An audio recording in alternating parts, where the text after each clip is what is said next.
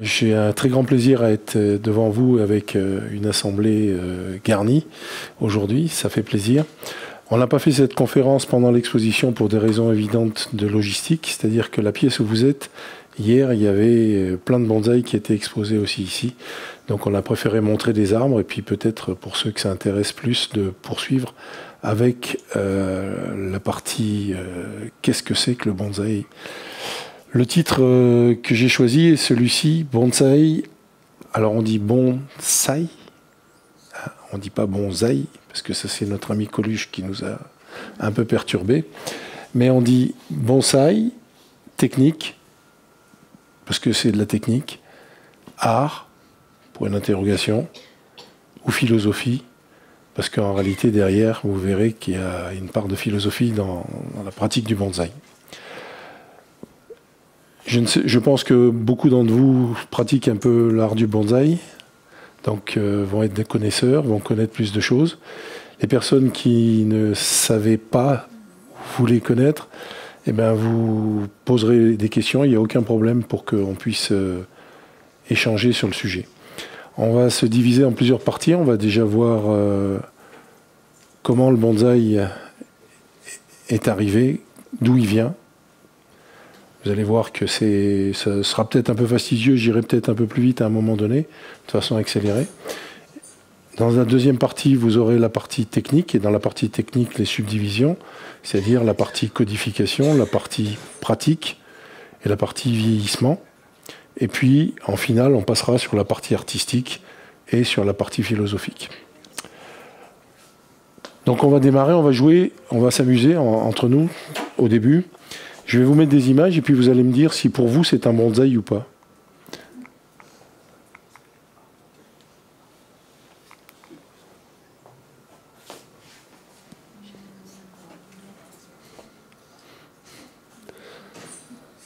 Non, oui, oui, non.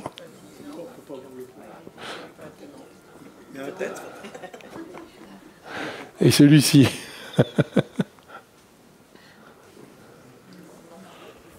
Pourquoi?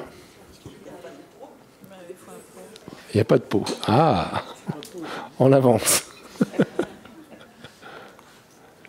Celui-ci. Non plus.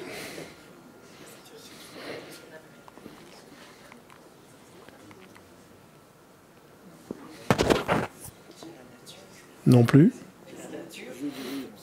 C'est le genévrier de Californie, oui.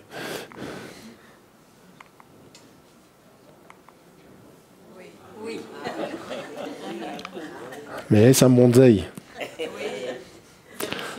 Ne parlerait-on pas de pré-bonsaï plutôt, parce qu'on l'a mis en forme, il est au départ, il a un pot, mais un pot en polystyrène, ça ne va pas aller bien loin.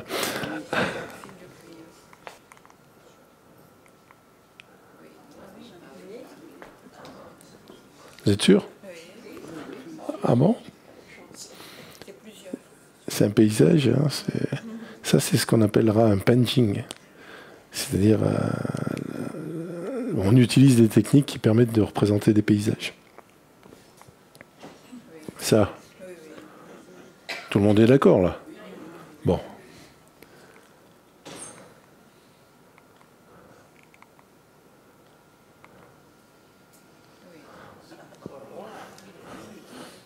Voilà, ça c'est un bonsaï. L'autre avant aussi. Et voilà vers quoi on doit essayer de tendre. Alors c'est dans un style, dans une présentation particulière, c'est en Chine, hein, sur un grand concours en Chine où vous avez plus de 1800, entre 1800 et 2000 bonsaïs qui sont présentés dans des grands halls avec les présentations classiques, etc. C'est à l'image de la Chine. Alors le mot bonsaï, c'est divisé en deux parties. C'est un mot japonais, bon-sai, sai étant la plante ou l'arbre. Donc c'est un arbre en pot. Petite digression, au départ, le mot venait de la Chine et c'était le mot pensai, qui s'est transformé en japonais en bonsai, puisqu'ils ont utilisé La vraie variation, il y a une variation qui existe du chinois qui, ce que je vous ai dit tout à l'heure, Penjing aussi, qui donne ce qu'on a vu tout à l'heure. On a des difficultés à savoir si c'est un arbre en pot, un paysage, etc.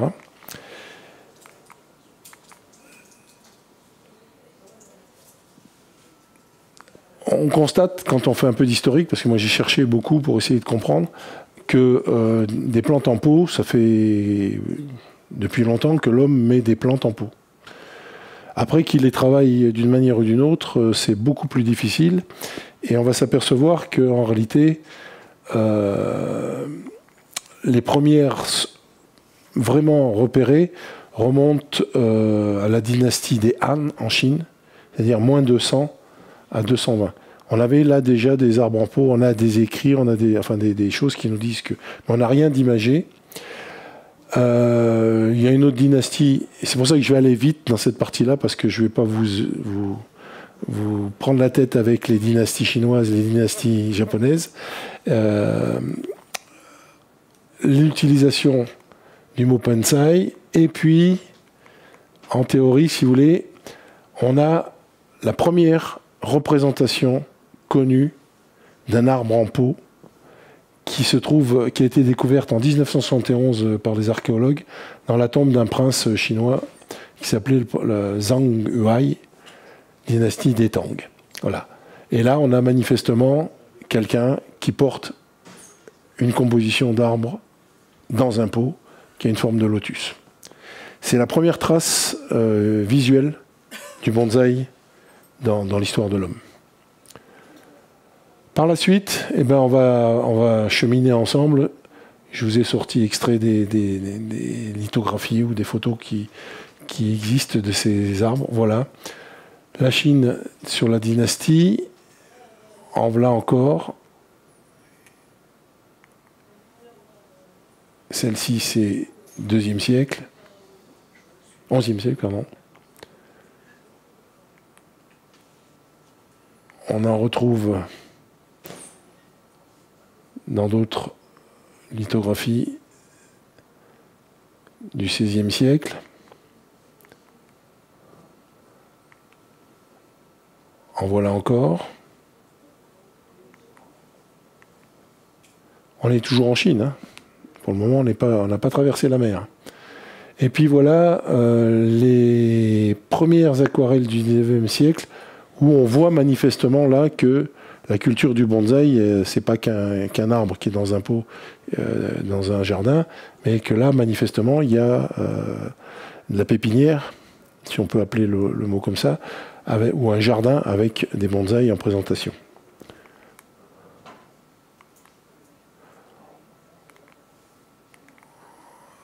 Alors, on bascule au Japon. Et le bonsaï va traverser la mer avec les moines bouddhistes et va se développer par la suite au Japon. Il est emmené à peu près vers l'an 800 pour vraiment franchir la mer et passer du côté japonais.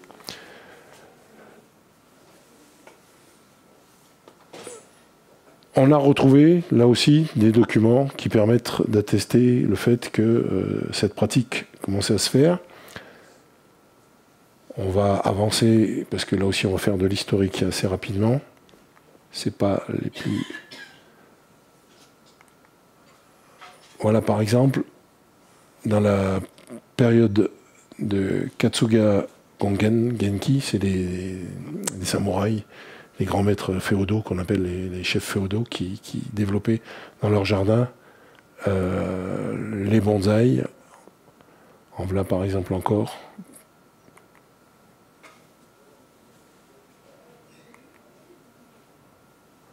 « 1351,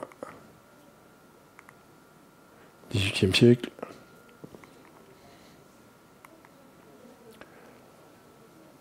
En 1771, là aussi, on voit manifestement qu'il n'y en a pas qu'un, il y en a nettement plusieurs, et c'est peut-être même de la production déjà, sur ces estampes. Et puis, on va continuer. 1788, 1786, on a des représentations là vraiment de pins qui qui sont en pot, sur des lithots. On a... Là, on arrive chez nous. Parce qu'on se disait, mais en Europe, il ne s'est rien passé. Qu'est-ce qui est... Et c'est la seule trace qu'on a aujourd'hui dans la période moyenâgeuse d'une lithographie qui représentait manifestement un arbre en pot. Alors vous dire qu'il avait la même allure que ceux du Japon, etc., non. C'est sûr et certain. Mais c'est la première trace qu'on trouve au niveau de la France, enfin du Moyen-Âge pour nous. Vous voyez que c'est compliqué, le Japon et la Chine, vous avez toutes les périodes. Mais pour faire très vite, si vous voulez, ce qui se passe, c'est que vous allez avoir... Le Japon va fonctionner comme un poumon, quoi. Il va s'ouvrir vers le monde extérieur et puis il va se fermer. Et tout ça va faire que le bonsaï, qui est une plante commerciale comme les autres, va pouvoir sortir ou pas pouvoir sortir. Et en réalité, de par la respiration du Japon au travers des périodes de son histoire, il n'est jamais sorti. Et le bonsaï est sorti du Japon que vers les années, pour arriver en Europe par la suite, mais que vers les années 1800 et quelques. Et c'est là que nous, nous, Européens, on va les découvrir. Ce que je vous ai mis là, c'est ce qui sont les ouvertures commerciales, les périodes où le Japon s'est ouvert vers les marchands portugais et espagnols qui venaient caboter dans les ports et faire du commerce. Mais ce qu'on s'aperçoit, c'est que dans ces périodes-là, il n'y avait pas de départ de bonsaï. D'autres plantes partaient, des épices, ce que vous voulez, des matériaux qui étaient produits, mais le bonsaï, jamais. Pour une raison très simple, et vous allez comprendre par la suite pourquoi, c'est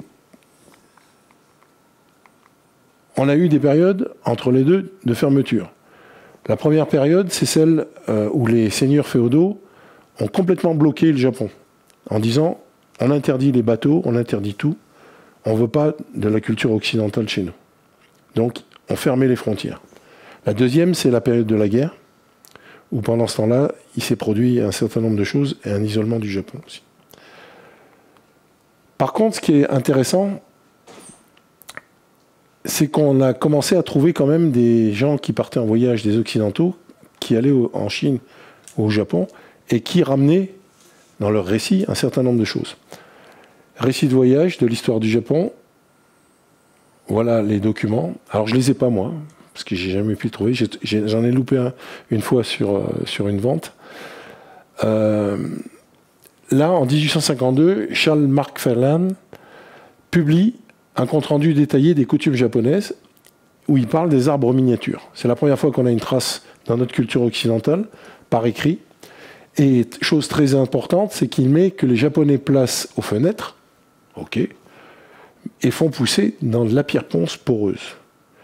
Et ceux qui pratiquent le bonsaï en France depuis quelques années savent que nous, on a démarré le bonsaï dans les années 80 et qu'on s'est retrouvé à mettre nos arbres dans un mélange de terreau, de sable et de terre végétale. Ce qui n'a rien à voir. En 1852, on savait déjà qu'on devait cultiver ces arbres dans de la pierre ponce, dans ce que l'on appelle maintenant aujourd'hui, de nos jours, la pomice. Mais ça, abstraction totale, et vous allez comprendre que ça nous a handicapés pendant un certain temps. Si je continue, très rapidement, l'évolution, différentes personnes qui sont parties, pareil, il y a une femme là, qui est Lady Anne Brassey, qui partait caboter avec ses navires et qui ramenait des choses Mais elle aussi, dans ses journaux, parlait de pépinières pour examiner l'art japonais d'arbre nain. Mais tout le monde avait toujours cette connotation l'arbre nain. On réduit, il y a cette espèce de mentalité qui nous traverse encore, hein, qui arrive encore dans les expositions. Les gens vous disent, vous voulez torturer, etc. Et bien ça vient de ces périodes-là où on était très réticents à ce genre de choses. Ce qui s'est passé après, en septembre 1878, c'est la première fois que dans la Gazette des Beaux-Arts, par Paul Tsedi, on l'entend parler en France, et aussi lors de l'exposition universelle, que tout le monde connaît, la grande exposition de Paris, où il y avait le pavillon du Japon qui présentait des bonsaïs à cette exposition-là. Mais, les voilà. Mais quand on voit les commentaires qui étaient faits par les scientifiques de l'époque ou les horticulteurs de l'époque, dans le journal hebdomadaire, la critique est très peu sympathique. Vous allez voir ce qu'ils ont écrit. La curiosité végétale de ce jardin, c'est la forêt en miniature, le massif forestier si l'on préfère, composé d'arbres géants dans leur état naturel, dont les Japonais, comme les Chinois, excellent à arrêter le développement, jusqu'à pouvoir les conserver dans un pot à giroflées. Vous voyez déjà, tac, tac, tac, tac, on a cassé un peu. Cet art ne nous séduit guère, mais ce n'est pas une raison pour ne pas en tenir compte. En gros, on sait que ça existe, mais ça ne nous emballe pas. On continue un petit peu plus tard.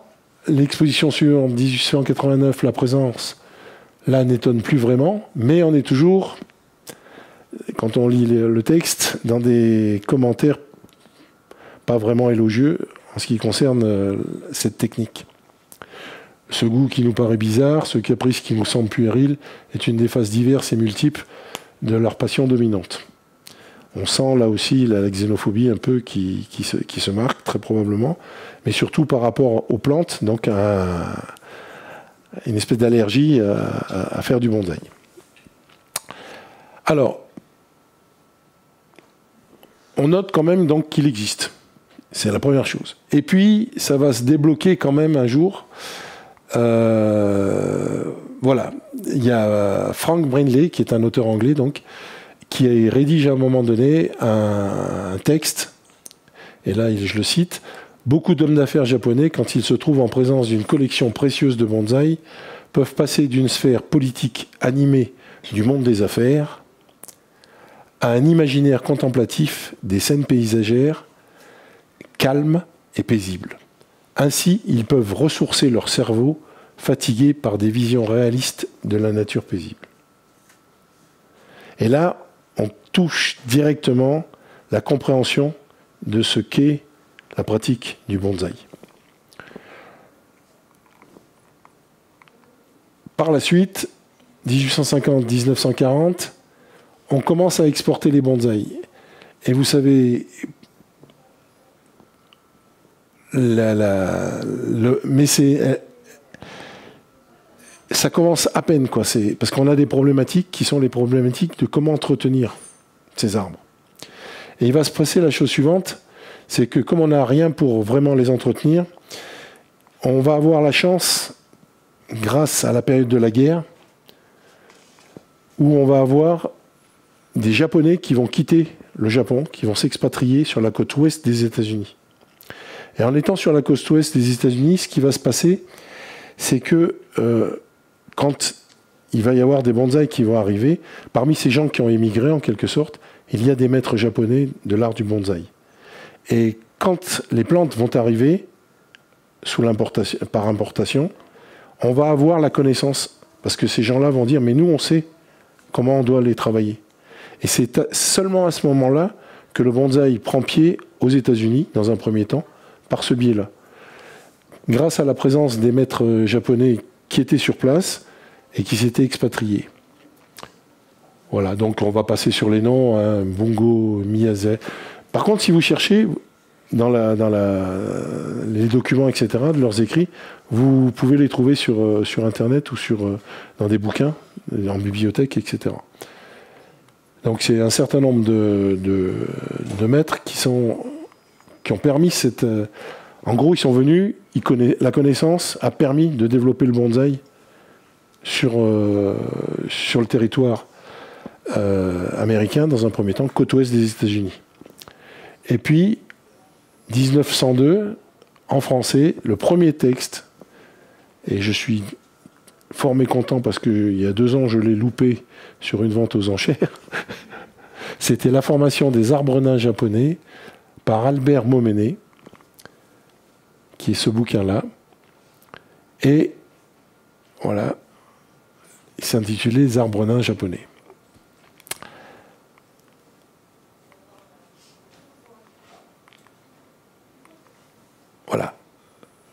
je reprends ce que je vous ai dit tout à l'heure concernant la présence des Japonais, mais surtout, on va donc avoir, pour ceux qui pratiquent l'art du bonsaï, les plus connus qui ont commencé et par qui le bonsaï a pu se développer en Occident, c'est Yuji Yoshimura, qui était ce monsieur-là, et qui a sorti les premiers bouquins en anglais qui permettent la connaissance, le transfert de la connaissance. Ensuite, on a eu des gens que beaucoup connaissent dans le monde du bonsaï, puisque nous faisons référence à ces deux traités qu'il a écrits, qui est Yoshio Naka, John Naka. Beaucoup de bonsaïkas savent, quand on parle du Naka, c'est la Bible. Voilà John Naka, au milieu de ces arbres aux États-Unis. Il a créé, entre autres, il est mort en 2004, et les deux livres connus, donc, et surtout sa fameuse forêt, qui était une création qu'il avait réalisée lors de démonstrations. Voilà. Et le fameux bouquin numéro 1, tome numéro 1 de John Naka. Il y en a un dernier que j'ai eu la chance de croiser, qui est Ben Oki. J'ai plus sa date de décès parce qu'il est décédé depuis, mais moi je l'ai croisé au Japon en visitant les maîtres japonais sur place. Et Ben Oki était aussi un des trois grands qui ont vraiment marqué l'influence du bonsaï. Et il a travaillé jusqu'à, je crois qu'il a dû mourir il y a 6 ou 7 ans, un truc comme ça.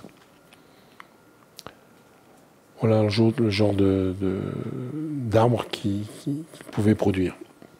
Alors, en France, par contre, on va faire référence à l'histoire française. Quand le bonsaï arrive, c'est vers les années 80. Il y a plusieurs personnes. Il y en a une que je n'ai pas citée, qui est issue, qui a fait beaucoup pour le bonsaï au démarrage en France. C'est M. Duda, qui est à l'origine des clubs de Metz et de Nancy. Mais un des premiers producteurs de bonsaï français, c'est André Montagne, ingénieur en agronomie, qui était dans la région de Saint-Sornin-en-Valois, et qui disait, parce que les gens, bien sûr, véhiculaient toujours cette idée, on torture les arbres, vous leur faites mal, etc. Et quand une dame lui faisait cette remarque, en général, il disait « Attention, madame, vous allez écraser un pissenlit ». Et ça remettait les choses, l'église au milieu du village, en disant « Attention ». Voilà. André Montagne, voilà sa production de pépinière. Ensuite, il y a eu, bien sûr, Karol Okonek, qui a donné le musée et Paul Lesniewicz, qui ont, eux, créé leur musée, l'un en Allemagne et l'autre en France. Le premier à Biot, en France, et l'autre en Allemagne, à Heidelberg.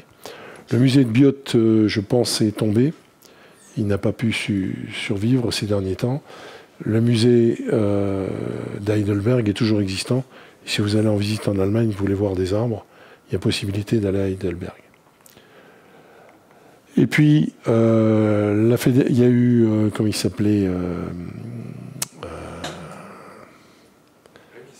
Rémi Sanson, voilà, ça ne me revenait pas. Rémi Sanson, qui est fondateur de l'Association française des amateurs de bonsaï, la FAB, à Paris, qui était le seul club existant dans les années 80, qui a lancé un petit peu la machine en France et qui a permis la création après, par la suite, de plein de clubs en France. À ce jour, il y a de l'ordre de 117, 120 clubs. Elle a plus de 30 ans d'existence, parce que c'est au moment où j'ai rédigé le PowerPoint, puisqu'elle date de 1987. Et il y a 115 à 120 clubs et environ 2000 adhérents en France. Ce n'est pas les fédérations de football ou de judo, mais voilà, ça a le mérite d'exister. Donc voilà pour la partie historique. Est-ce que vous avez quelques questions? Non? Ça va, j'ai pas été trop long. Parce qu'il faut que je presse là. Alors,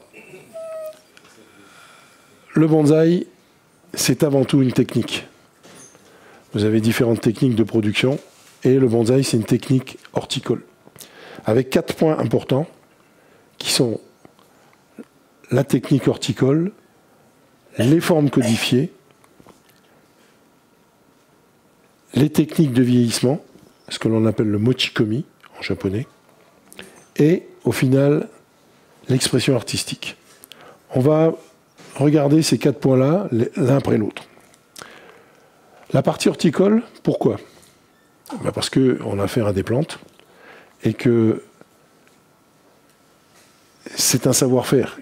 Il faut savoir comment fonctionnent les plantes, il faut savoir comment utiliser les substrats, comment utiliser les engrais, comment tailler, comment fonctionne le système d'une plante.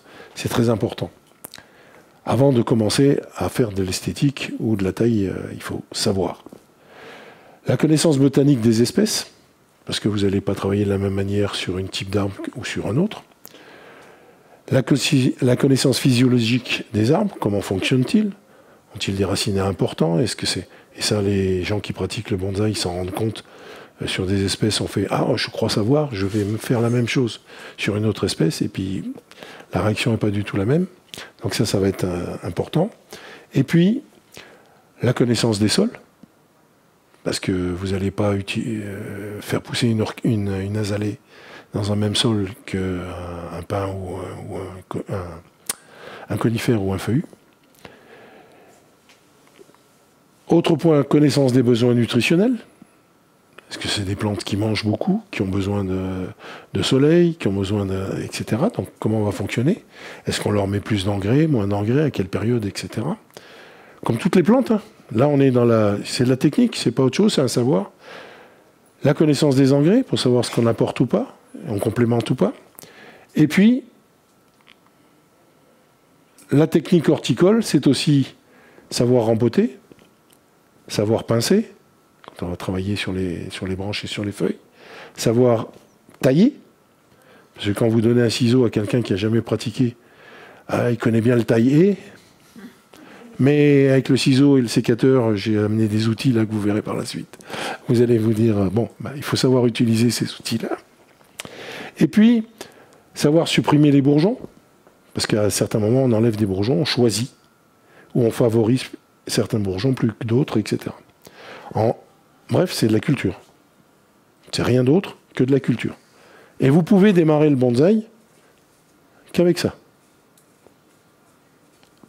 Viendra le reste ou viendra pas le reste. Mais il faut savoir ça. Et il faut savoir aussi la deuxième chose.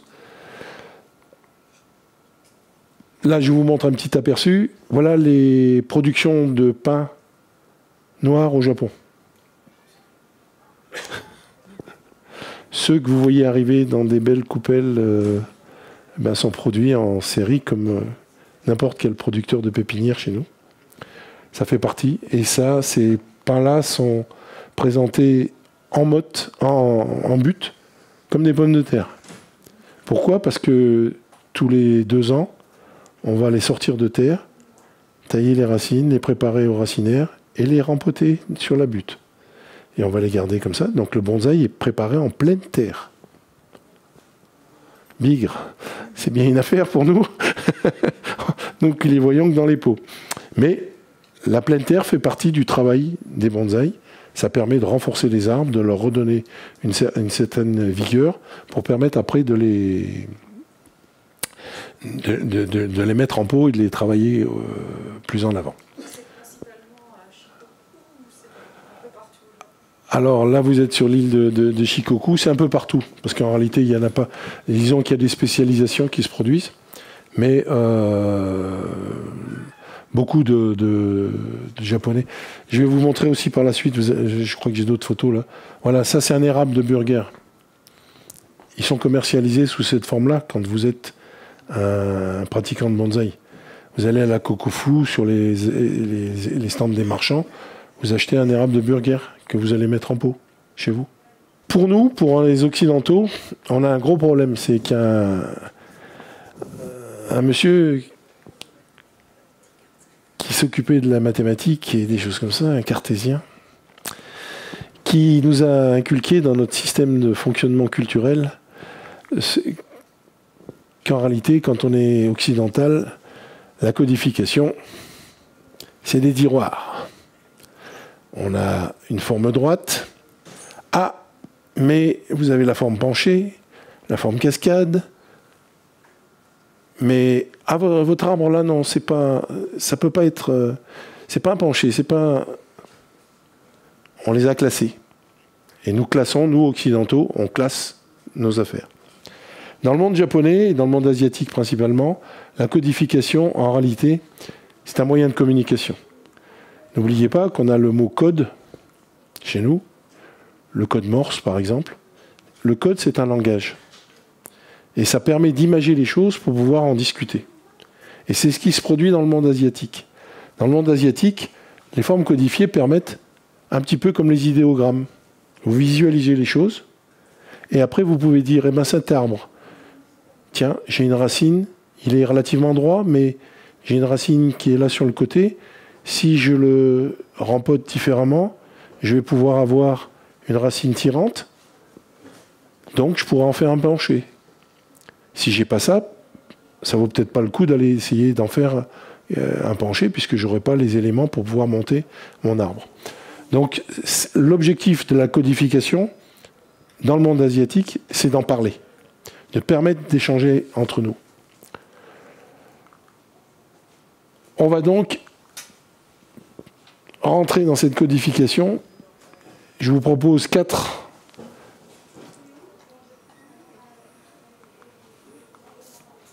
types de classification pour nous, occidentaux. Les arbres simples avec des formes déterminées par les racines. Les arbres simples avec des formes déterminées par l'état du tronc.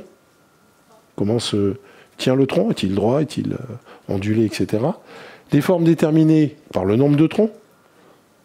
1, 2, 3, plusieurs troncs, une forêt. Et puis, des combinaisons de formes. Parce qu'on peut avoir des racines apparentes, une forêt avec des racines apparentes, etc. etc. Donc c'est ce qu'on appelle les compositions. Si on va passer dans les arbres simples avec des formes déterminées par les racines, je vous mettrai le terme japonais et en même temps le terme français qui correspond à la forme. Donc ça, on a des racines apparentes, c'est ce que l'on appelle en japonais un neagari, et c'est ce qu'on appelle les racines aériennes. Ça, vous en voyez beaucoup en arbres d'importation, sur des ficus, des choses comme ça, qui ont des racines très visibles. L'autre famille, c'est que là, on a toujours des racines aériennes, mais elles sont sur une roche. On va parler d'Ishigami. Autre possibilité, là, c'est ce qu'on appelle un Etsuranari. En réalité, vous avez des racines rampantes qui sont au sol et qui ont permis la repousse de plusieurs arbres, ou d'un seul arbre des fois, mais surtout plusieurs arbres. C'est ce qu'on appelle les formes, et vous avez ce qu'on appelle les formes radeaux, les choses comme ça. Et puis vous avez le deuxième point, donc on va passer de catégorie, il ne faut pas que je me loupe dans mes appuis. Les arbres simples avec des formes déterminées par l'état du tronc. Alors là, c'est là que c'est en général le maximum des arbres sont dans cette catégorie-là. Et vous allez avoir ce schéma-là. Ce schéma-là, c'est la synthèse des formes qui existent en bonsaï par rapport au tronc. Vous avez un seul tronc et vous pouvez avoir du droit jusqu'à la cascade. Et quand on garde ça en tête, quand on fabrique un arbre, quand on travaille sur ces arbres, ça permet de visualiser les choses. Je vais faire l'imagerie, moi. Je suis le droit formel, vous savez, militaire. Ça, c'est le droit formel. Je vais commencer à me pencher un peu. Ma tête dépasse mon racinaire. Je penche.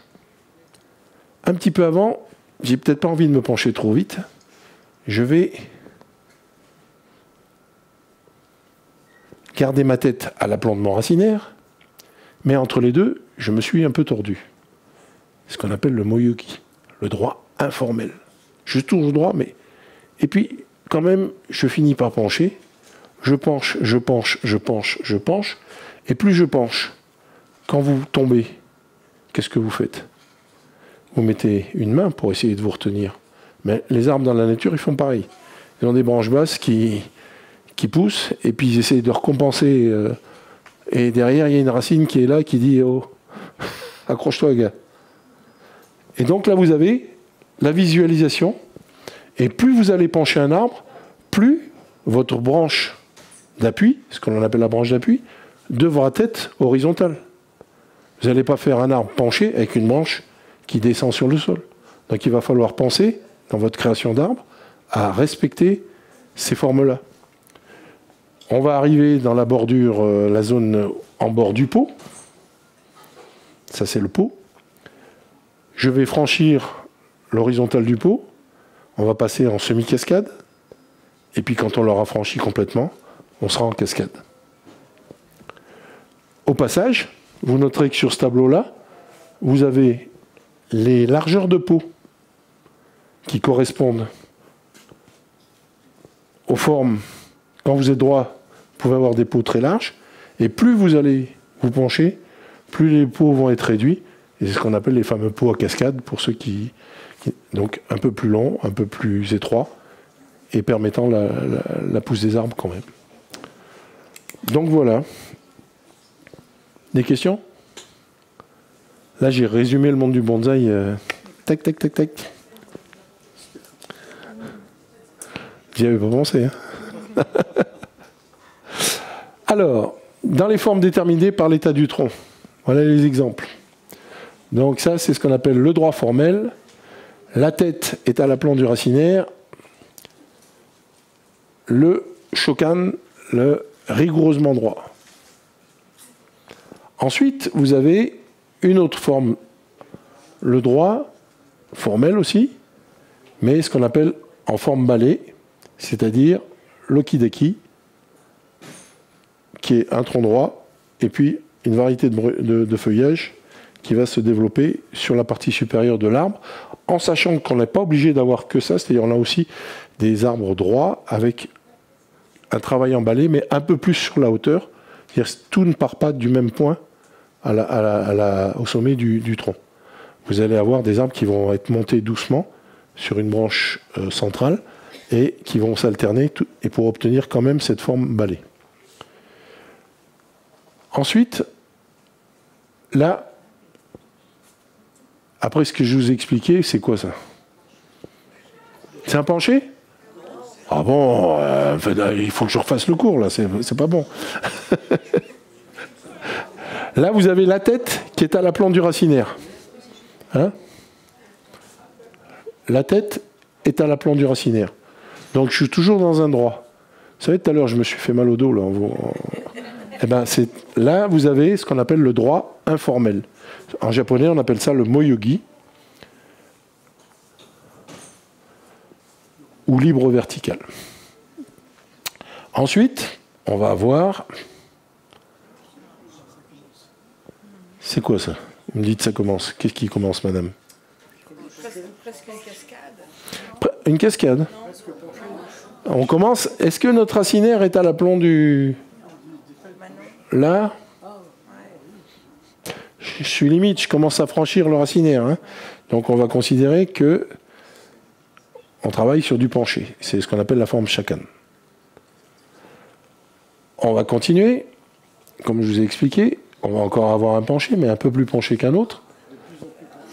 Ah ouais, celui-là, il est penché, hein, mais pourtant, il n'est pas droit avec... il replie la tête, etc. Mais il est classé en penché. Parce que sa cime, sa tête, en quelque sorte, dépasse le racinaire. Ça, c'est un penché aussi.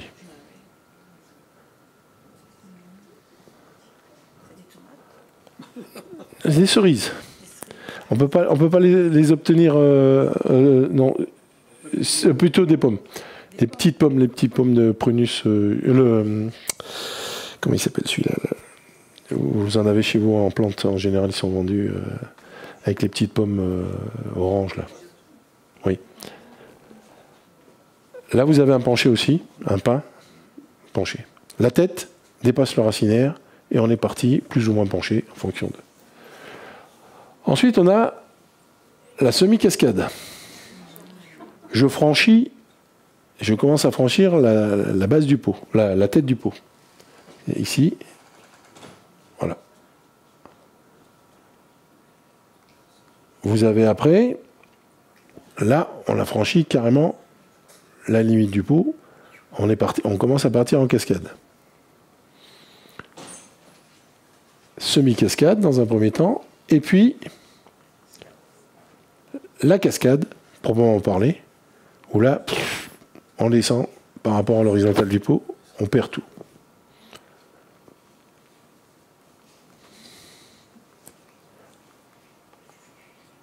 Ensuite, toujours dans les formes déterminées par l'état du tronc, on a ce genre d'arbre-là, très fin, très léger,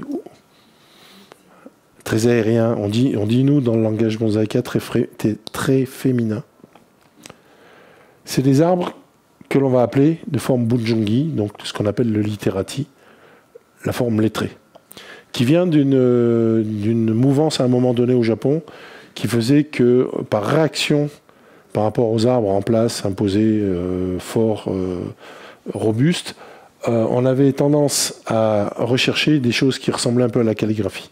Normalement, sur ce qu'on appelle un lettré, il faut que vous ayez plusieurs changements de direction, aussi bien dans le plan que dans l'espace. De façon, il faut qu'on ait, je crois, 7 ou 8 ruptures de direction pour que ça soit parfait.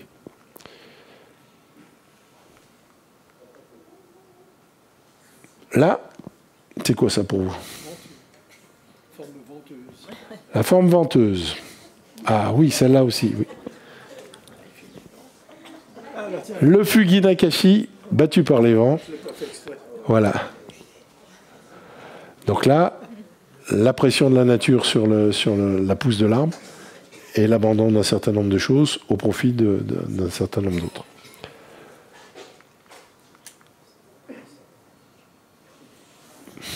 Ah, ça, c'est plus compliqué, ça. Parce que vous n'en voyez pas beaucoup en expo, ça. C'est pas un cep, non. C'est ce qu'on appelle la forme torsadée, c'est-à-dire qu'on a un tronc très torsadé sur lui-même, ramassé et assez puissant en diamètre.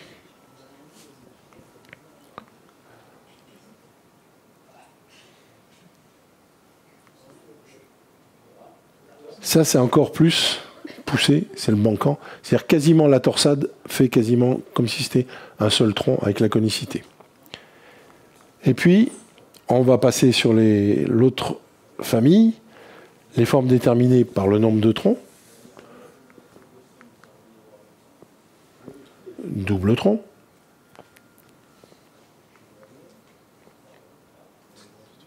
Alors beaucoup de bonsaïka vont dire ici, mais c'est pas possible, c'est pas un vrai double. C'est un double tronc, mais ce qui dérange les gens ici, c'est qu'il est en ouverture comme ça. Et pour les puristes, on dit non, c'est pas possible. Cet arbre-là a été primé au niveau européen. C'est un arbre à thierifond pour ceux qui connaissent. Et c'est des prélèvements naturels qui ont été faits comme ça. Et puis, 3 troncs. 3 troncs penchés.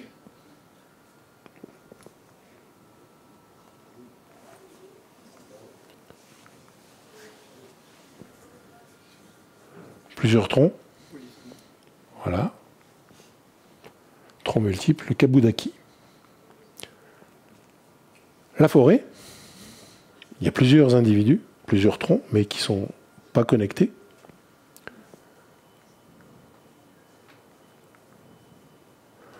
En voilà une autre.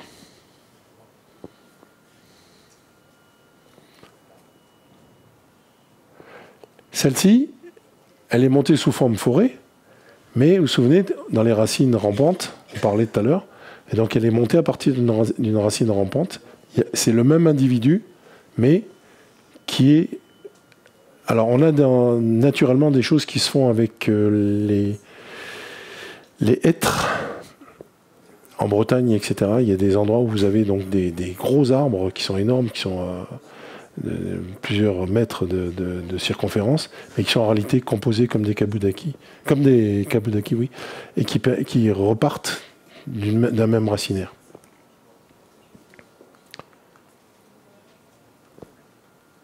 Ça, c'est sur roche, une composition sur roche. C'est ce que l'on appelle un ishitsuki. Et ça, c'est une azalée qui est sur roche aussi. C'est-à-dire son racinaire enrobe la roche et participe comme si c'était un seul tronc, finalement. C'est-à-dire que la roche est complètement incluse dans le système de racinaire de l'arbre. Et puis nous avons la combinaison de formes.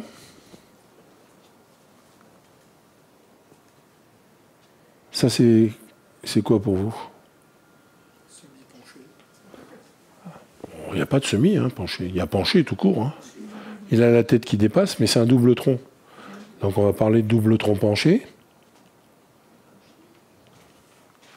On va parler de une forêt de penché.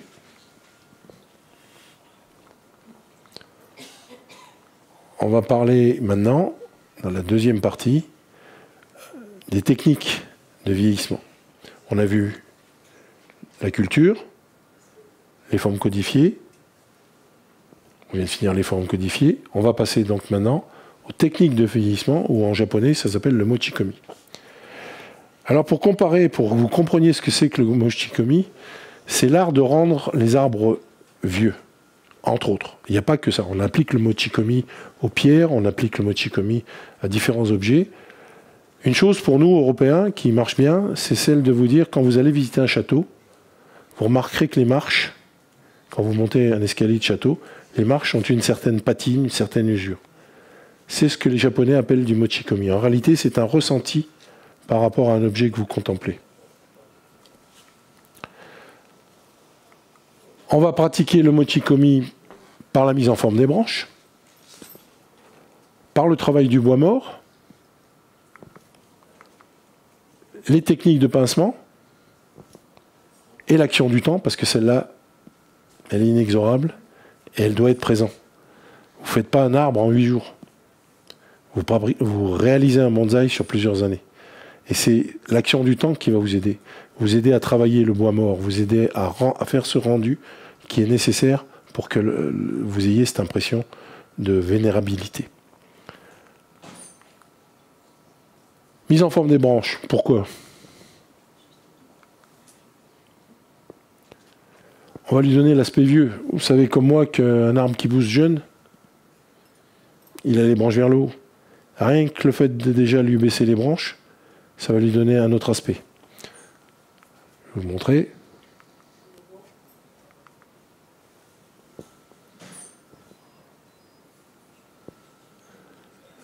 Tout de suite, il n'y a pas photo. On peut aussi obtenir une modification de la forme des branches et du tronc par des pliages. Pour les pliages, on va utiliser des techniques de pliage qui sont certaines techniques semblent très, très dures et très violentes quand on les regarde pratiquer, mais ça ne se pratique que sur des arbres en super état. C'est-à-dire ils ont été nourris, préparés pour le travail qu'on va réaliser qui va permettre de plier des branches. Des branches de ce diamètre-là, ça peut se plier. C'est ce qu'il faut savoir. Il y a des techniques, il y a un respect d'un certain nombre de choses. On va renforcer l'arbre, on va le gainer, on va le serrer dans une espèce de bandage, etc. pour permettre la pliure le mieux possible. Et on ne va pas la faire du jour au lendemain, on va la faire sur plusieurs années, s'il le faut. Ça va permettre de ne pas casser les fibres et les circulations des cellules, au sein des cellules, les circulations de sève, de façon à permettre la bonne vie de l'arbre quand même. Parce que c'est pas le tout de plier une branche. À ce moment-là, si elle casse, vous avez tout gagné. Et on va faire un jean avec, enfin un bois mort, et puis c'est tout. Donc, les techniques de pliage existent. Ça, c'est des pliages artificiels. Et vous voyez qu'ici, le bandage de l'arbre, l'arbre a été armé avec du fil que vous avez là, des fils comme ça. On va l'armer, on va le protéger et on va l'aider à plier. On jouera après avec les fils, vous allez voir. Ouais. Alors, on a dit aussi qu'on pouvait ligaturer, il n'y a pas que les troncs, il y a les branches surtout. Hein. Donc on va poser des fils sur ces arbres-là avec ce genre de fils-là, ou des fils de cuivre, ou des fils anodisés, d'aluminium anodisé, qui vont permettre de positionner dans l'espace la forme des branches. On peut travailler aussi, parce qu'on n'est pas obligé de ligaturer, on peut travailler par haubanage. Donc on va accrocher une branche et on va mettre un poids pour la baisser ou l'ancrer sur le fond du pot, de façon à pouvoir obtenir un mouvement de la branche dans un plan. Voilà.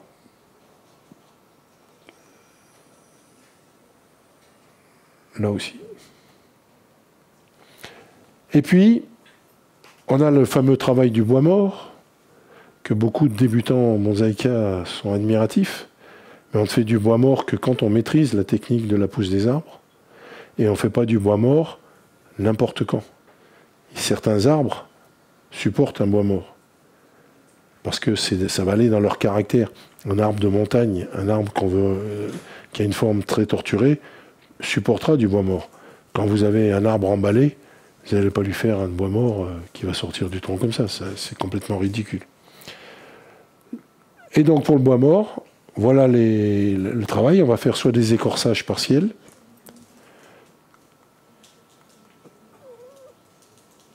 soit beaucoup plus. Ça, c'est des genévriers qui en travaillent souvent comme ça. Donc vous avez toute la partie là qui est travaillée en jean et en bois mort, hein, tout le long là.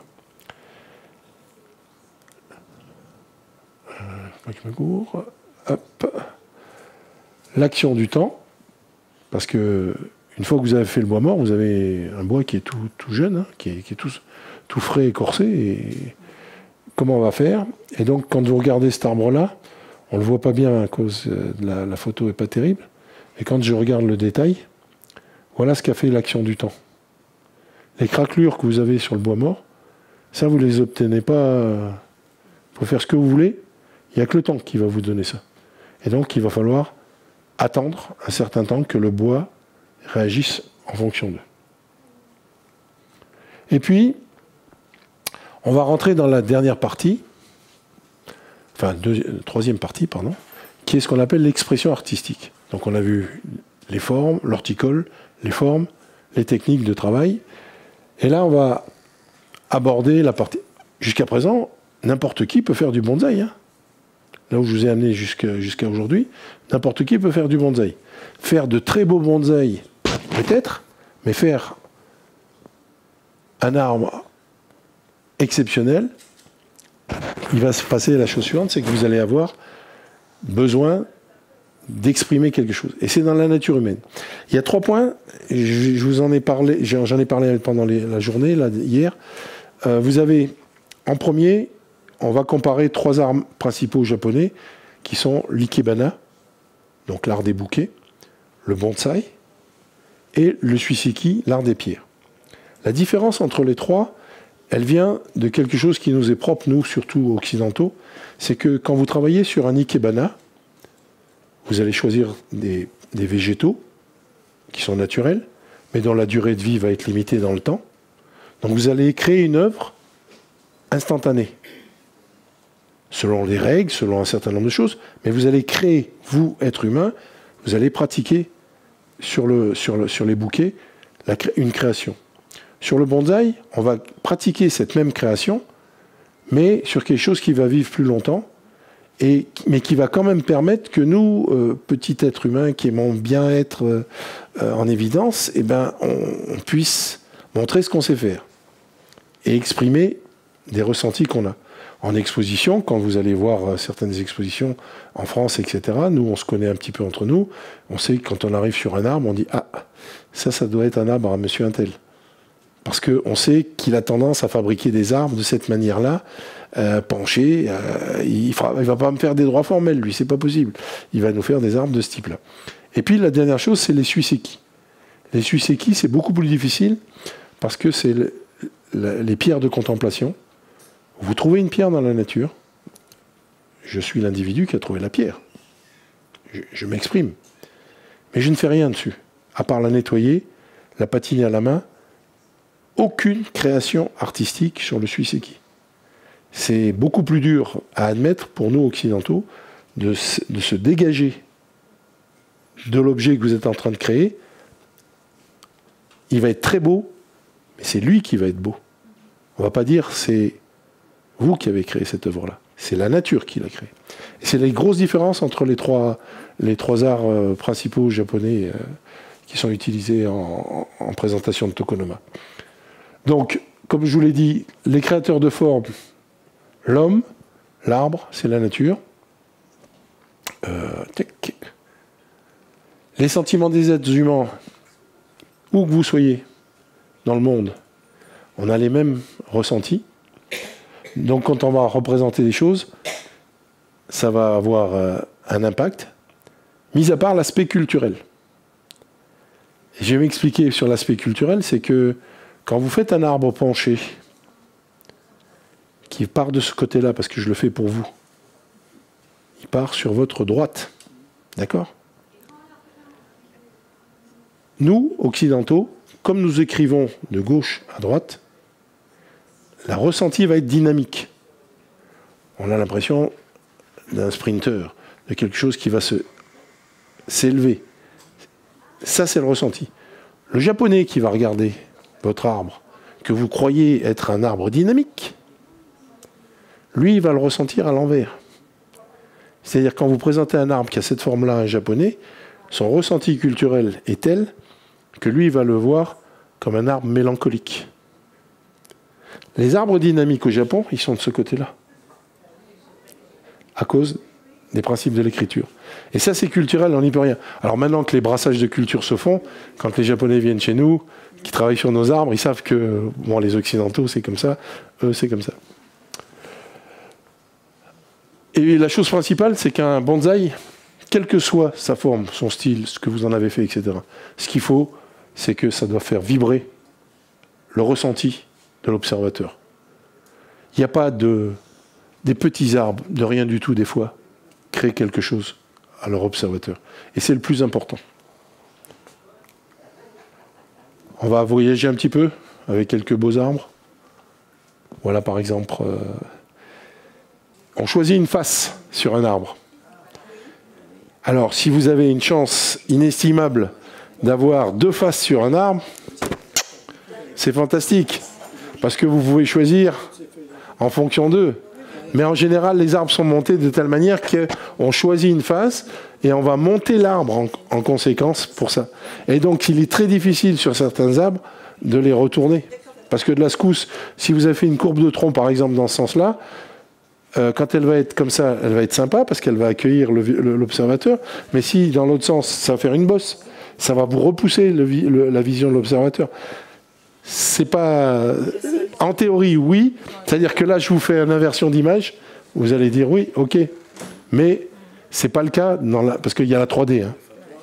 Faut pas oublier qu'on est en 3D. Hein. Voilà, par exemple, des genévriers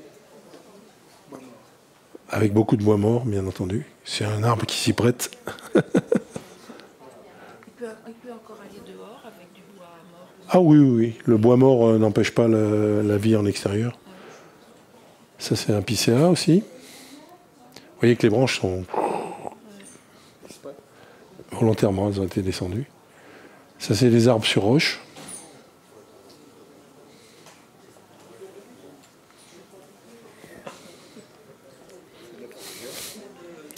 C'est génial, ça. Et vous avez vu comme il est léger, fin ?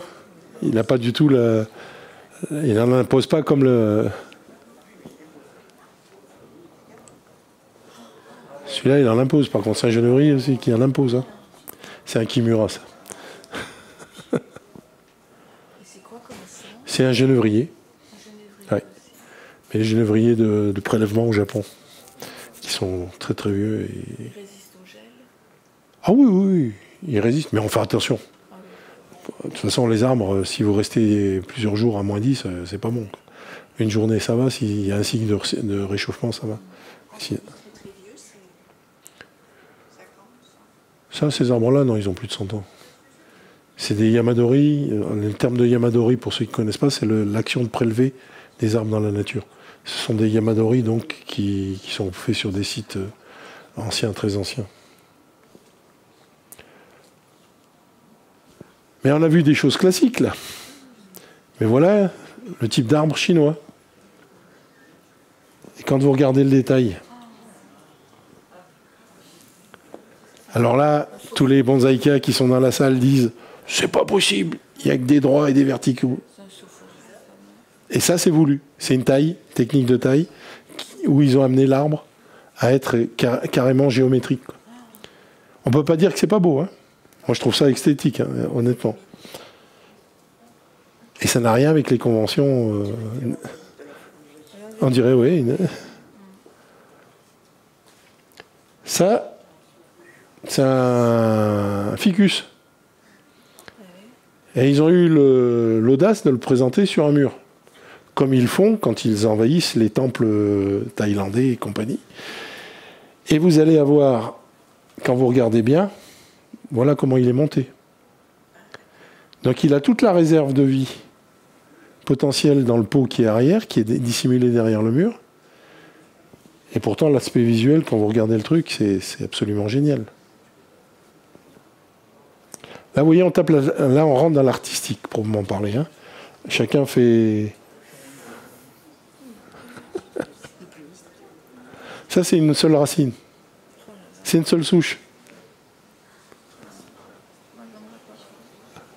Alors, on aime ou on n'aime pas, madame. Hein.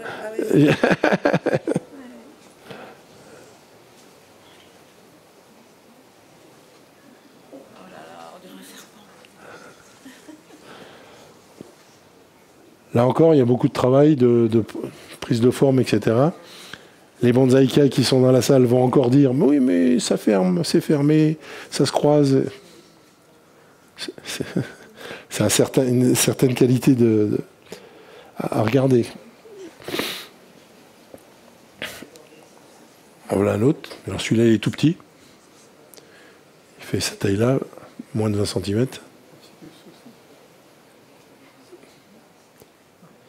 Voilà. Ça, c'est un arbre à Kimura aussi, qui est un montage de d'Ishitsuki, donc arbre sur roche.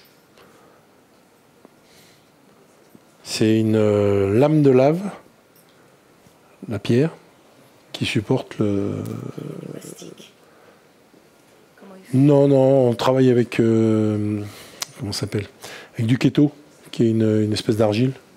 Et on va imprégner les racines de cet ensemble-là et les fixer le long des parois de la roche. C'est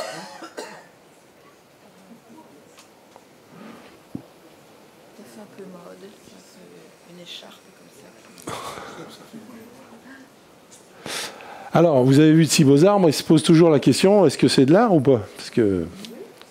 Ah, pour vous, oui. Alors, si on utilise l'étymologie exacte, le mot art vient du mot ars, du latin. Artis, ça veut dire habileté, métier, connaissance technique. C'est une activité humaine, le produit de cette activité ou l'idée que l'on s'en fait. Ça, c'est la définition du mot art. Pour moi, on peut parler d'art du bonsaï.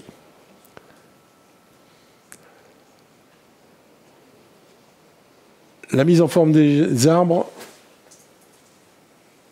il y a une capacité d'évocation. Ce que je dis, c'est un ressenti par rapport à l'individu. Vous apercevrez qu'en exposition, quand vous présentez des arbres, il y a certains arbres, il n'y a rien à faire. Tout le monde s'arrête devant, quasiment. C'est très rare qu'il y en ait un qui dise oh, « je l'aime pas ». Mais quelque part, tout le monde a ce ressenti. Au Japon, ils ont un peu les expositions qu'on a eues. Alors ça, c'est pas au Japon, ça c'est le premier congrès qui a eu lieu à l'orangerie du parc de la Tête d'Or à Lyon. On avait monté un système, au lieu d'avoir une exposition très linéaire, on était parti en labyrinthe, ce qui faisait que les gens avançaient et découvraient 3 arbres, suivant 3 arbres. C'était une découverte fantastique, ça avait extrêmement bien fonctionné. Voilà d'autres expositions françaises, à Audincourt, celle-ci. Et puis, tout ça, parce que là on a vu la partie esthétique, artistique, etc. Puis il y a la façon de les présenter. Dans ce qu'on parle, on va parler des présentations dans ce qu'on appelle... Alors le tokonema, c'est l'alcôve dans la maison japonaise, qui est souvent orientée au nord, mais qui permet de donner l'ambiance de la maison. Il n'y a pas d'autres décorations au mur et machin comme ça. Non, c'est extrêmement dénué, mais cet emplacement-là sert à montrer l'ambiance, soit la saison, soit l'ambiance de la personne, du propriétaire ou des propriétaires. Ils sont joyeux, mélancoliques, etc. Il fait beau, ça s'exprime. Et donc le bonsaï vient pendant 2-3 jours être exposé dans ce tokonoma, au même titre que l'ikebana, au même titre que la calligraphie, au même titre que les suiseki, etc. Et les règles de présentation donc sont les suivants. Voilà, typiquement, ce que ça rend. Ils n'ont rien d'autre en exposition. Le reste, il n'y a pas de machin au mur, de choses comme ça. Quelques peintures des fois sur certaines parois de mur, mais c'est tout. Et en voilà une présentation. Ça, c'est une présentation occidentale. Ça a été fait en Suisse romande lors d'une exposition. Ça, c'est un autre type de présentation dans la maison japonaise.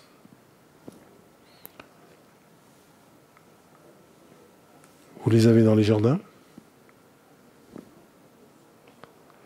Et vous avez la présentation sur armoire à shoin, qu'on appelle. Donc là, vous avez plusieurs petits arbres qui font au moins de 12 cm, entre 12 et 22. À plusieurs arbres, avec beaucoup moins d'arbres.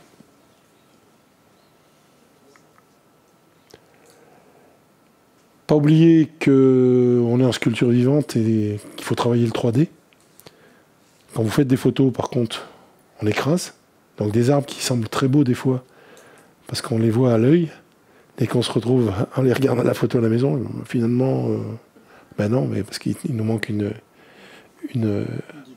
Je rappelle cet arbre-là surtout, qui est exceptionnel. Et puis, voilà par exemple les ressentis que vous allez pouvoir... Ça, c'est une cascade. Mais une cascade, ce qu'il faut savoir, c'est que quand vous regardez le détail de la cascade, c'est ça. Quand vous faites une cascade, quand vous fabriquez une cascade d'un arbre, vous avez soit la chute d'eau du Niagara, une masse d'eau qui descend d'une lame, soit le principe de la cascade. Et le principe de la cascade, il faut savoir que une cascade, c'est l'eau qui tombe, qui rebondit, qui retombe, qui rebondit, et c'est ça, c'est ce foisonnement-là. Et quand on va créer une cascade, il faut tendre vers ça. Se dire que les mouvements de tombée d'eau, il faut que j'essaye de les créer. C'est important pour améliorer le rendu de ma cascade. De l'autre côté, vous avez ce type d'arbres qui sont des arbres imposants, matures, calmes, la sécurité, etc.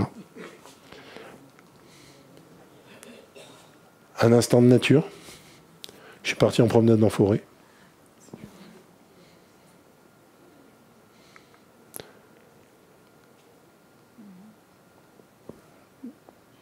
J'attendais à voir les vaches sous l'arbre là, je suis sûr. Et voilà des expositions en extérieur en Chine.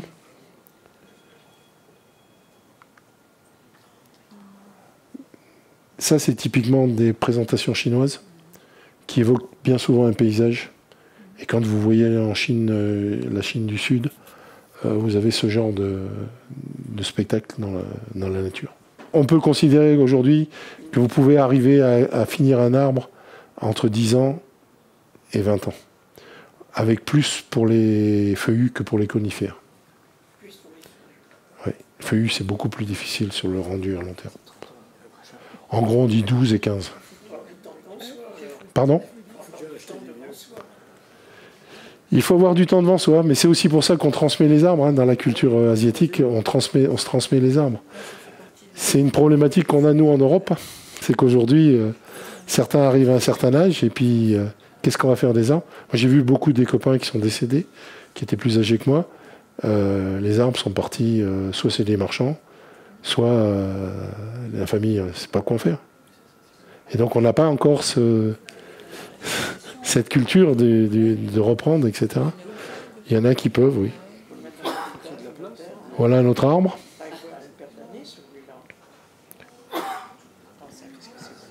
C'est vous qui aimez les battus par les vents. Un oiseau.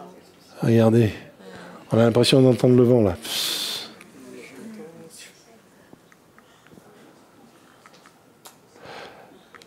Donc, on va rentrer dans la dernière partie, qui est la partie philosophique.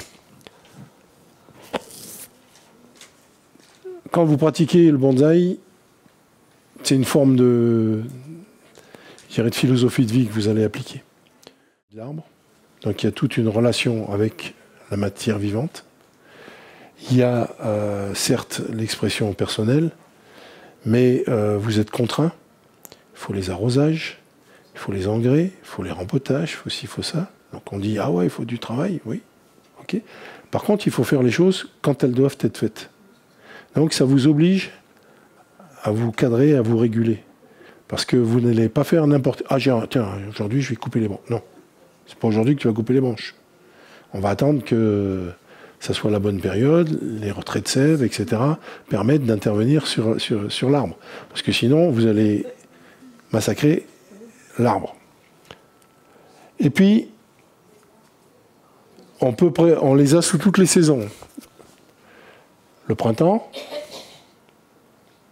l'hiver, automne-hiver, pardon, et sous la neige. Je vous disais, ils sont dehors. Il fait 20 cm de neige, ils prennent 20 cm de neige. Puis la neige, c'est intéressant, parce que la neige, elle apporte de l'azote. Quand elles fond, dans les pots, elle amène... Alors, il ne faut pas les laisser 3 semaines comme ça, parce qu'ils ne vont pas aimer en général. Mais, voilà. Présentation en jardin. On n'est pas obligé de les mettre sur des bois, hein, des étagères, comme on dit. Et puis, les arbres, si vous voulez, représentent bien souvent le caractère de la personne, comme je vous ai dit, dans la création, certes, mais aussi dans le fait d'être propriétaire d'un arbre. Certaines personnes sont propriétaires d'un arbre. Sur un arbre comme celui-ci, c'est un arbre puissant qui est majestueux. C'est un Saint-Lucie, c'est un cerisier. Hein. Ça veut dire qu'au printemps, il est couvert de petites fleurs blanches. Mais là, bien souvent, les gens qui possèdent ce type d'arbre, imposants, etc., sont des gens qui ont une position sociale établie, ou qui ont un caractère extrêmement stable, extrêmement posé, etc. À l'opposé, les arbres plus fins, c'est les gens qui vont vers l'essentiel, qui quelquefois sont plus philosophiquement intéressés par la réflexion, par des choses simples. Il peut y en avoir des tordus, oui, mais en général, vous le verrez sur l'arbre. Cela, je ne pense pas qu'il vous donne l'impression d'être tordu, cela. Si, mais il y en a, hein, il y a des gars, il y a des arbres chez qui on arrive à ressentir ce genre de choses. Et là, on va rentrer dans un petit jeu, on va revenir, puisqu'on a joué en départ, et puis on va arriver sur la fin. C'est-à-dire, c'est des images de publicité. On utilise le bonsaï. Et là, moi, je vais vous poser la question, ce que ça peut évoquer pour vous. Vous voyez une publicité, qu'est-ce qu'on pourrait mettre comme pub? Culture des petits pois. Non. Il faut prendre soin. Alors, on a le gars qui est en costume. Donc, il y a toujours, vous verrez que c'est souvent utilisé par les banques ou par les organismes de crédit. C'est ce genre d'image que vous verrez. Regardez bien, mais non, vous allez regarder dans les magazines, vous allez chercher les bonsaïs. Moi, je les cherche. Et celui-là. Ah. Donc là, c'est pareil. On a le côté très sérieux du personnage avec l'arbre à côté qui rappelle le côté raisonnable, il faut être sérieux, etc. Et puis le côté un peu frivole des deux jambes qui descendent.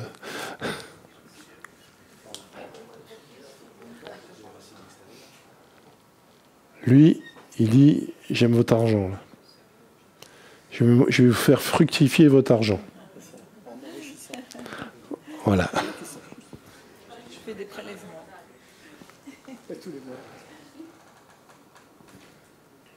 Là, c'est pareil. On a quelque chose de très classique. Je pense à l'avenir, je vais établir quelque chose. Là, en plus, avec le côté pensée, je m'évade. Je vais pouvoir créer quelque chose, etc. En communication avec le ciel. Voilà.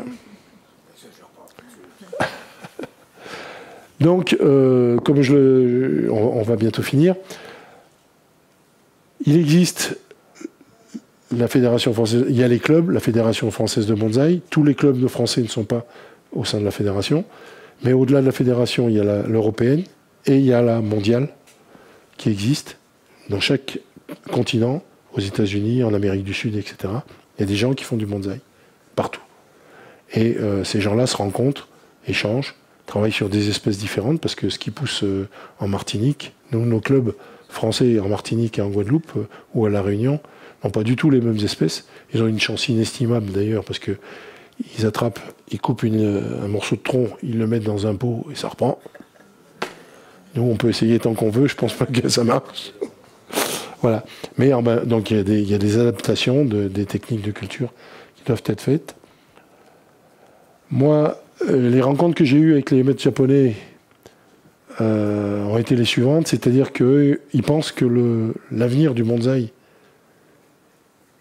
est en Europe, chez les Occidentaux principalement, parce qu'au Japon, ça se perd énormément.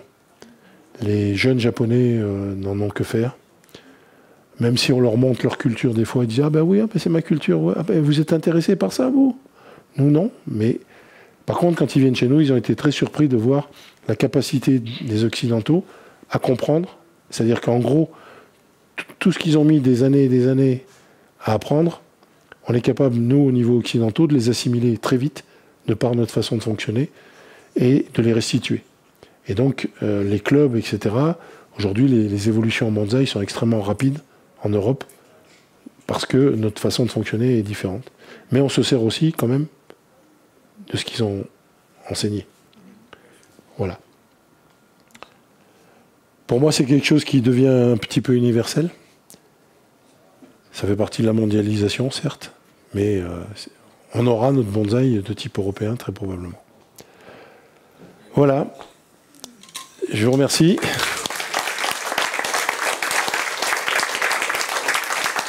Je vous ai un petit peu emmené en voyage.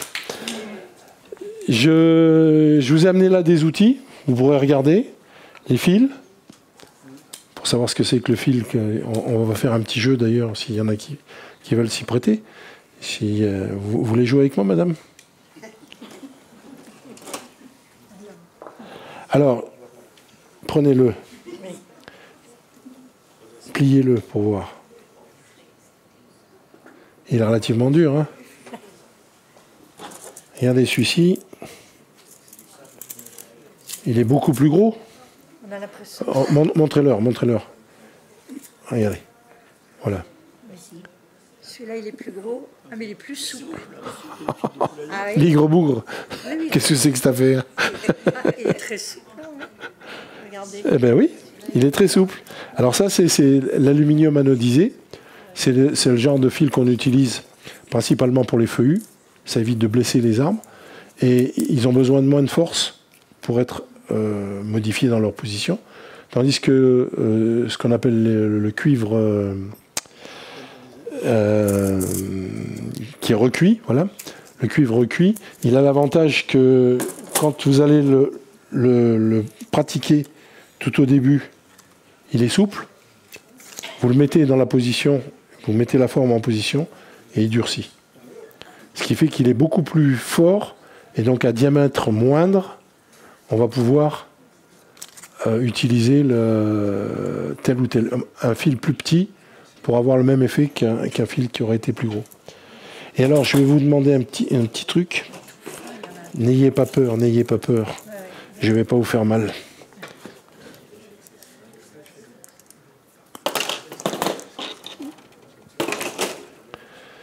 Est-ce que vous pouvez mettre votre doigt comme ça, s'il vous plaît, madame? Vous n'avez pas d'arthrose? Pas encore, un peu. Alors, je vais me permettre de glisser là. Voilà. Et je vais vous ligaturer le doigt. Voilà. Vous arrivez à le bouger? Oui. Oui. Ah. Je suis pas bien ligaturé. Vous n'êtes pas bien ligaturé, madame. Hop. Ah, ça fait mal. Non, non, là, voilà. Là. Ah, vous n'êtes pas à sa place et ils disent non. Attendez. Hop. Voilà. Ah oui, là, ça bouge plus. Voilà. Donc, la position de la ligature a une importance. Soit vous la faites trop lâche et vous n'avez aucune force, soit vous la mettez en spirale comme un ressort, et là, vous pliez comme vous voulez parce que c'est hyper souple. Et si vous mettez bien la ligature selon un angle par rapport à la branche, vous allez avoir un maximum de force pour pouvoir après mettre en forme l'arbre.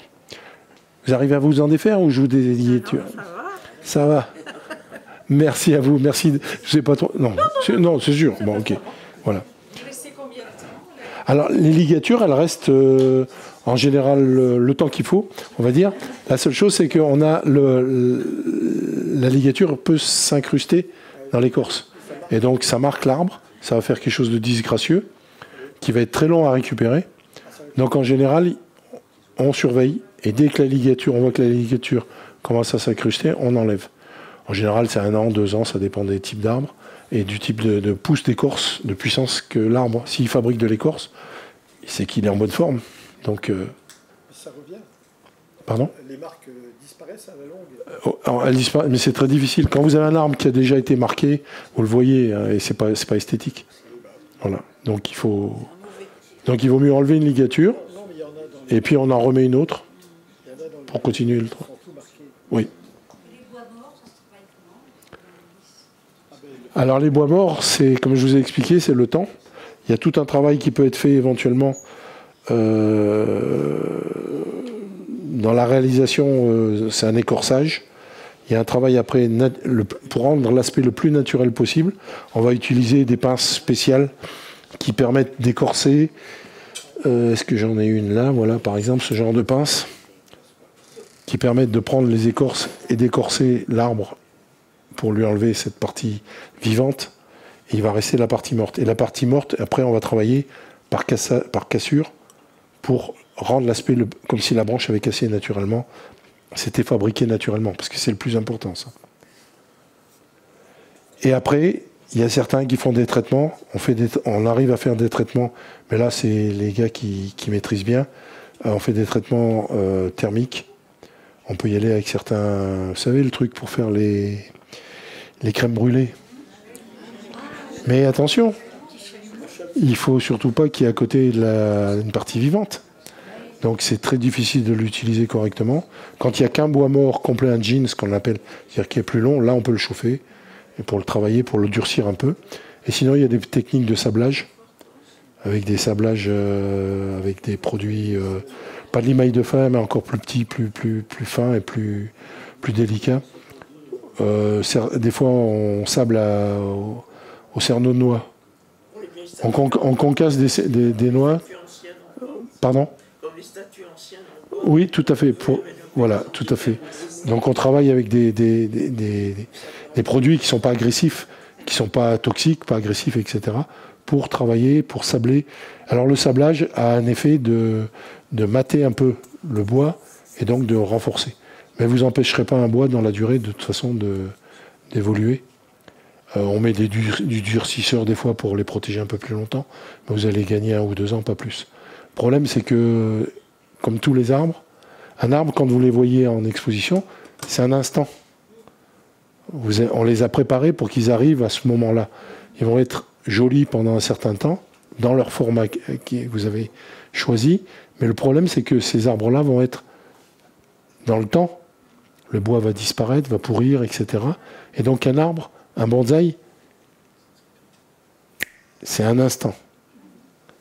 Après, il faut continuer à vivre avec lui. Donc en général, il faut savoir que les arbres, certains qui sont partis en exposition pendant 1 an ou 2, après vous les ramenez, vous les remettez en pleine terre, vous les remettez vous relancer, vous retailler un certain nombre de choses. Et des fois même, on crée une forme différente. C'est une sculpture instantanée. Oui, j'ai beaucoup plus de plaisir à aller trouver un arbre en nature et le prendre. Mais le prendre, ça ne veut pas dire le prendre. Ah, je le vois, je le veux. Le problème d'un Yamadori, c'est que soit pour certaines fois, vous les préparez longtemps à l'avance. D'ailleurs, des fois, dans les Alpes, vous préparez des arbres. Et puis vous revenez l'année d'après, ils ne sont plus là. Parce que vous avez préparé les racinaires, vous avez préparé un certain nombre de choses, vous avez amené de l'engrais pour le préparer à être prélevé. Et puis, il y a un Suisse qui est passé. Il l'a ramassé. Voilà un peu la problématique. Mais c'est plus la quête, moi, qui me... La recherche, quand vous regardez après les arbres, et vous ne prélevez pas tout. Parce que c'est pas un comportement normal. Il faut avoir les autorisations des propriétaires de terrain, etc. Et quand vous prélevez un arbre, si c'est pour en prélever 50, c'est pas la peine. Il y en a la moitié qui vont mourir. Donc c'est pas. Il faut vraiment pratiquer respectueusement les choses. Oui. Vous avez parlé des pierres ponces. Alors moi, beaucoup de gens, on en a parlé ce week-end beaucoup. C'est 100%. La Pommitch, 100%. Alors, pourquoi 100%? Parce que la Pommitch est une pierre volcanique, un peu type pierre ponce, on appelle ça comme ça pour imager les choses, mais qui a la faculté d'avoir une rétention d'eau très importante, non pas à l'intérieur du grain, c'est-à-dire le grain représente le volume, mais ses parois. Ces parois extérieures sont suffisamment alvéolées pour capter de l'eau lorsque vous arrosez. Un arbre, il fonctionne en alternance air-eau. Donc, quand vous avez besoin de créer un racinaire, vous allez prendre un gros grain de Pommitch associé à d'autres gros grains.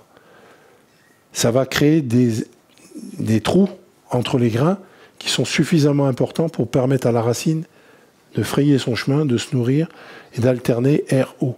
Entre deux arrosages, il faut qu'il y ait de l'air qui rentre dans les substrats. Si vous avez un substrat qui est complètement fermé, votre arbre n'avance pas. Il ne peut pas pousser, il ne va pas fabriquer de racines. S'il ne fabrique pas de racines, il ne fabrique pas de branches ni de feuilles. C'est ça le fonctionnement. Alors, la Pommitch, en italien, P-O-M-I-C-E, ou Pumice, P-U-M-I-C-E. Ça, c'est le genre de substrat. Vous prélevez un arbre, quel qu'il soit, conifère, feuillu, ce que vous voulez, vous travaillez avec ça. Travaillez gros grains pour les rempotages, pour la période de travail de l'arbre. Tant qu'on va faire des interventions sur l'arbre, on lui donne de l'eau, de l'air. Et l'avantage de la Pommitch, c'est qu'elle est neutre. Donc je ne vais pas déséquilibrer d'un côté ou de l'autre. Si je lui donne à manger, je donne à manger ce que je dois donner à manger à l'arbre. Et donc, il va le profiter. Si vous me faites une erreur d'engraissage, le fait que ça soit drainant, vous allez pouvoir laver le substrat. Et donc, éviter le choc qui peut être fait à une surdose d'engrais. Par contre, l'arbre, on parle dans sa partie prélèvement, reprise de racines, fabrication de racines. Et puis, plus on va évoluer dans la préparation de l'arbre au cours des années, quand vous allez arriver à la fin, l'arbre va arriver en présentation. Et là, en présentation, excuse-moi, mon camarade, mais on va te faire un peu te serrer la ceinture. Parce que si je te donne encore à manger, tu vas profiter, tu vas me faire des grandes feuilles, tu vas me faire tout. Moi, je veux plus que tu fasses des grandes feuilles, je veux que tu sois en présentation dans un mois, dans 2 mois, dans un an. Je vais t'amener en exposition. Donc, ce que je veux, c'est que tu aies des petites feuilles. Et puis, donc, qu'est-ce qu'on va faire? On va jouer aussi sur le substrat. Le substrat, on va diminuer la granulométrie. Je vais mettre de la Pommitch plus petite. Et puis, si je vais beaucoup plus loin, je vais mettre Pommitch et Akadama. L'Akadama étant une argile d'origine volcanique. Mais le fait de mettre de l'Akadama mélangé avec des grains de Pommitch va me boucher les pores. Et donc, une rétention d'eau plus importante, des pores bouchés. Moi, je ne peux pas mettre mes racines comme je veux. Je fais des petites feuilles. Je caricature, mais c'est le principe. Donc, un arbre qui arrive en phase d'exposition, on réduit la granulométrie de son substrat. J'ai répondu à votre question? Voilà. Est-ce qu'il faut rincer la Pommitch avant Il faut toujours rincer un substrat avant. Toujours. Parce que, alors, c'est la différence. On avait cru, nous, en France, qu'on avait gagné la guerre avec la pouzzolane. Le problème de la pouzzolane, c'est que c'est aussi une roche volcanique, mais elle a une capacité à se friabiliser plus importante. Ce qui fait que vous allez, en général, boucher les pores des fonds de peau. Vous faites une pellicule d'argile en fond de peau qui tue les racines, qui fait que ça va stagner, etc. Donc aujourd'hui, même on met des pouzzolanes dans certains plants, pour certains arbres qui ont besoin de fer. Parce que la pouzzolane va vous amener des minéraux métalliques. Voilà. Sinon, vous pouvez... Mais nous, comme je dis, moi j'ai commencé il y a 30 ans, on nous a dit un tiers d'argile, un tiers de sable, un tiers de terreau, un tiers de terre végétale. Catastrophe. Et on a mis 10-15 ans avant de s'en rendre compte. Donc il y a toute une génération d'anciens là dans la salle qui savent de quoi je parle parce qu'on est passé par là, quoi. Il faut le savoir, il s'est produit dans les années 95 à peu près. Il y a eu un gros essor du bonsaï en Europe et en France particulièrement. Et le monde asiatique, moi je vous ai dit, j'ai vu en Chine 70 hectares de pré-bonsaï. Nous, on est en train de faire du blé, mais eux, ils font du pré-bonsaï et ils ont des organes. Donc, c'est du commercial. C'est du commercial. Et à partir de là, on véhicule l'image qu'un bonsaï qui arrive des tropiques, là-bas, de chez eux, sous la région de Canton, etc., doit être mis en appartement. Bah non. Je suis désolé, un arbre, comme toute plante, c'est dehors. Là, je suis en train de tuer tout. Vous n'allez plus rien comprendre, mais c'est un argumentaire commercial qu'ont utilisé les grandes surfaces, etc., pour faire les... Donc c'est une filière de production. Il y a aujourd'hui des gens qui produisent des bonsaïs européens. Il y a Mistral Bonsaï, il y a en Hollande, etc. Il y a des productions. La seule chose, c'est qu'au coût de production chez nous, ça demande beaucoup de main-d'œuvre, le bonsaï, contrairement à d'autres cultures. Les prix sont plus chers. Vous n'aurez pas un truc que vous avez acheté 20 € dans une grande surface qui va être au même prix que quelque chose qui aura été produit plus différemment, sérieusement, etc. par ces producteurs-là. Donc on a toujours ce fameux dilemme entre le prix, la nature de l'objet, etc., quoi. Mais moi, j'ai trouvé des arbres dans les grandes surfaces, hein. J'ai acheté des petits arbres, et j'ai dit tiens, celui-là, il arrivait à la maison, on changeait la terre, on changeait tout, on remettait dans nos conditions. C'est le marché, quoi. Là, on n'y peut rien. La seule chose, c'est que bon, beaucoup d'arbres finissent, même pour certains très beaux. Moi, j'ai vu des érables japonais finir sur un rebord de cheminée dans la maison. Cadeau pour un copain. Ah ben il est mort d'une semaine après. Ben, camarade, qu'est-ce que tu m'as fait là? Ben, je l'ai posé sur la cheminée pour le regarder. Voilà, on a affaire à du vivant. Hein. Non? Je vous remercie de votre attention. Et puis,